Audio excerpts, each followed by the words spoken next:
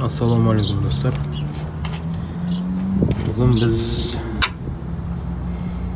Vaz 2114 avtoko'ligining modulini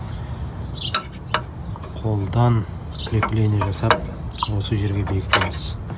Негізі модуль мына блокқа бекітіліп тұру керек. Оның автокөлікті алған кезде ол жерде ешқандай ештеңе болған жоқ. Мына жерде хомутпен бекітіп қойған екен. Енді бұлай болмайды. Қолдан крепление жасап көреміз.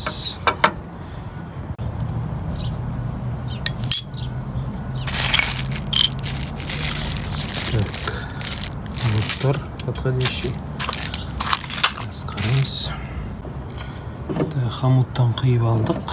Енді мына жерге орнатып көреміз. Осылай қозғалмай тұру керек қой. Так, достар. Мына тесіктерді кеңейту керек болды. Мына онға модулінің өзіне келіп тұр. Енді мынаны үлкейту керек. 1-2 тесік. Сосын мыналарды үлкейту керек. Тоже онға. Так, тесігін үлкейтіп алдық. 4 жерден. Енді қондырып көреміз.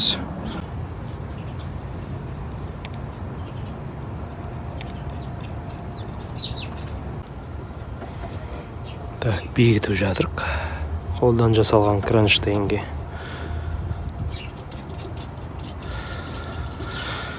Қазір мына тесікке, бір тесікке ұстатсақ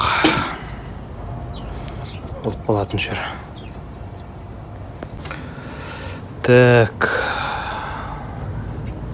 бекіту процесі енді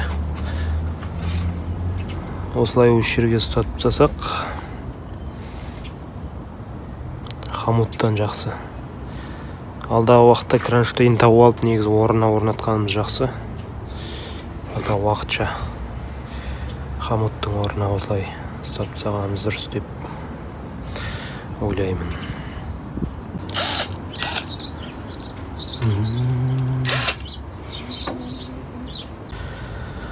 Так, бекітіп болдық. Капот жабылады.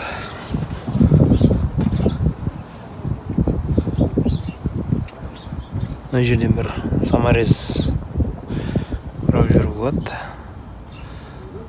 Сонымен болды. Хомуттан жақсы. Так, саморезбен бұрап тастадық.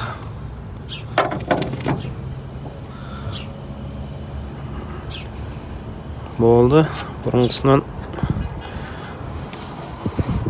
жақсы болды хомуттан.